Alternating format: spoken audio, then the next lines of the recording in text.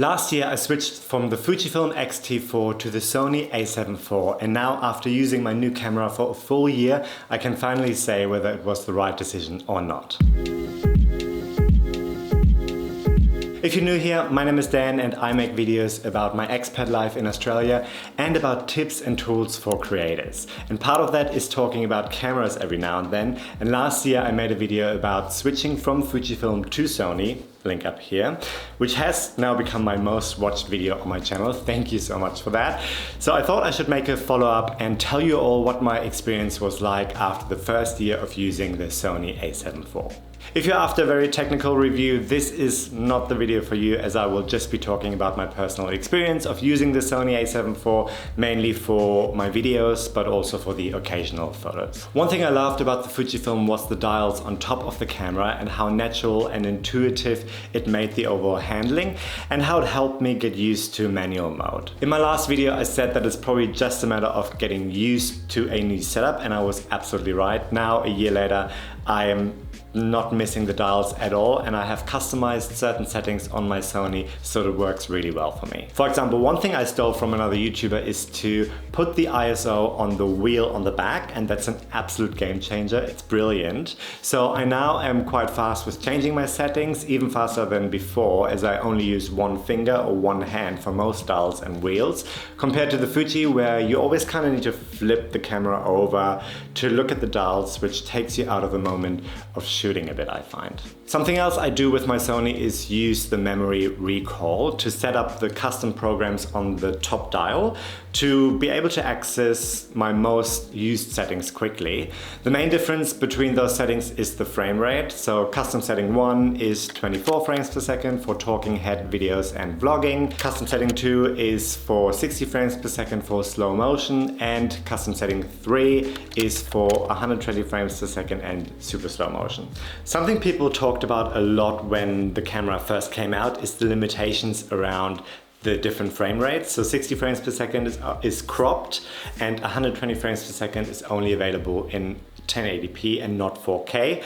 It really hasn't been a big deal for me because you just kind of work around that. There sure have been a couple of times where I wish I didn't need to recompose my shot after switching between 24 frames per second and 60 frames per second, but overall not really a deal breaker for me at all. One thing I don't like is the placement of the menu button. When you're in the settings and you want to go back or close the menu, you need to press the menu button, but for some reason it just doesn't feel natural to me to have it on the top left there, because everything else I'm doing within the menus is here on the right, and then I always need to reach all the way over to go back. Generally also the camera is definitely bigger and bulkier compared to the Fuji, and the lenses that I have are pretty big as well, so it's always a commitment when I decide to bring it. The lenses I use are the Sony G-Master 16-35 f2.8, the Tamron 35-150 f2 to 2.8, both quite huge lenses. The only small lens I have is the Sony Zeiss 55mm f1.8, which is my only prime lens at the moment. Now, when I go traveling, I find myself so often just standing there and pondering over whether I bring the camera or not, and if yes, how many lenses. It's really exhausting. Usually I end up only bringing it if I have a specific plan for a video or for photos I want to take.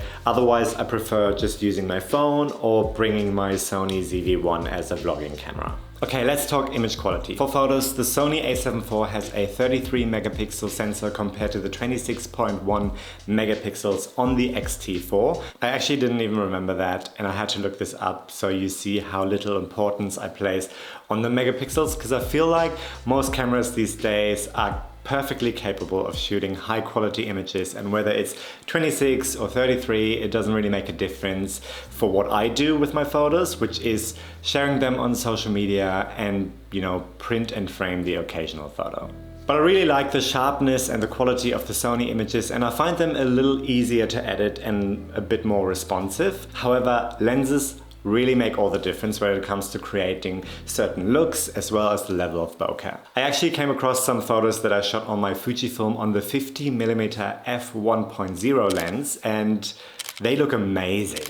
I haven't had any similar results on my Sony yet, which I believe is due to the lenses I own so far. So I think I recognize more now that the sensor size, full frame versus APS-C, makes less of a difference than I thought. And you know, people always tell you that, but did I believe it? Absolutely not. It's more about the lenses and your skills, honestly, because guess what? You can still shoot crappy photos even with the fanciest camera. Of course I knew this before, but do I still fall into the trap of thinking the quality of my photos and videos will just 10x as soon as I get a new camera? Of course I do. At least I now don't tell myself anymore that with full frame it would all look so much better, as I'm now on a full frame camera. So if now I have photos that I wish looked better, that's on me. When it comes to video, both cameras shoot 4K, but the Sony A7 IV is downsampled from 7K and it does look very crispy and clear. I didn't really pay much attention to it at first, as I originally thought it wouldn't really make much of a difference. You know, both cameras shoot 4K, that's it. But it actually is the biggest difference I noticed when it comes to image quality, especially when looking at some of the old footage I shot on my Fujifilm X-T4, which looks much softer overall, which really surprised me. Now, obviously I can only speak from my experience with using the X-T4. I have not yet used the X-T5 or the X-H2 or 2S, so I can't really speak about how they compare. But if you have used those, let me know in the comments below, because I would be genuinely curious how they perform. And of course, the autofocus is the thing that made me most excited to switch when it comes to video, and it's incredibly reliable in most situations and a dream to use. And specifically for vlogs and talking head scenes, it's really, really great to have.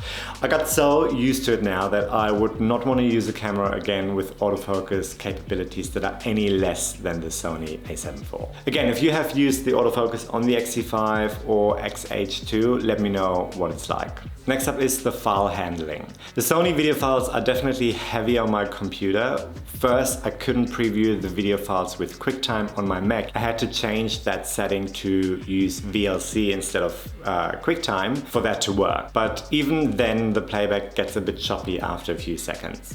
Editing the footage requires a proxy workflow, which I kind of did with my Fujifilm files previously for bigger projects anyway. But with the Sony A7 IV, I need to do that every time. That of course depends on what machine you're working on, and I'm sure on the new M1 Max you can get away without creating proxies, but on my 2019 MacBook Pro with the old Intel chips, there's definitely no way around it. Photos are fine and are no different to how the Fujifilm RAW files performed. I definitely love not seeing the wormy artifacts in my photos anymore that my Fuji files had when editing in Adobe Lightroom. Let's talk about post-processing. The 422 10-bit color does make a difference in grading and what you can pull out of your footage in post. In my video from a year ago, I incorrectly said that the Fuji had 422 10-bit color too, but some of you corrected me, thanks for that.